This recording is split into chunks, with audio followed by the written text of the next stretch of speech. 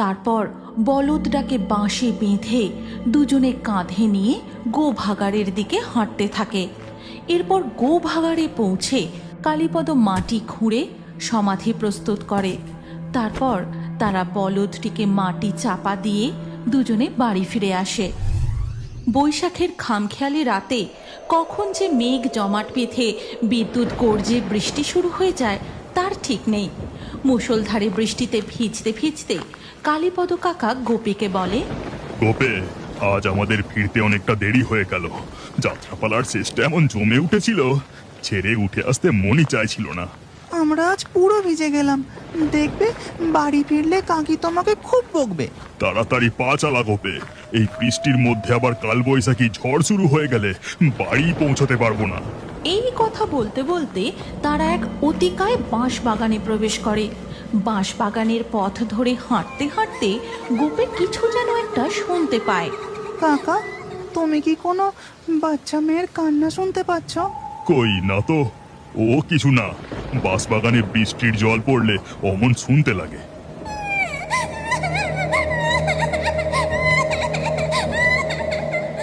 হ্যাঁ গো কাকা, সত্যিই কোনো বাচ্চা কাঁদছে। কালীপদ কাকা গোপের কথায় গুরুত্ব না দিয়ে হাঁটতে থাকে। তারা বাঁশ বাগান পেরিয়ে যখন মাঠের পথ ধরে তখন ধীরে ধীরে মেঘ সরে গিয়ে বৃষ্টি থেমে যায়। উহ, বাঁচা গেল। এবার কোনো রকমে বাড়ি পৌঁছতে পারলে বাঁচি বাবা। ঠিক তখনই চাঁদের আলোতে কালীপদ কাকা দেখতে পায় কিছুটা দূরে একটা তাল গাছের নিচে কি যেন দাঁড়িয়ে। তখনই তার কানে কান্নার মৃদু শব্দটা ভেসে আসে।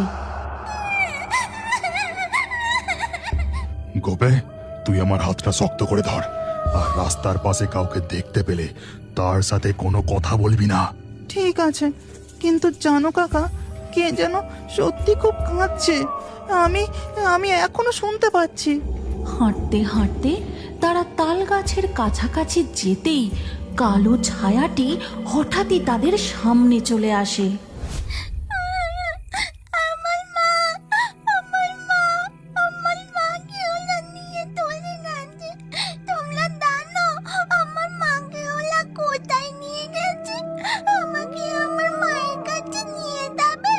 কে তুমি?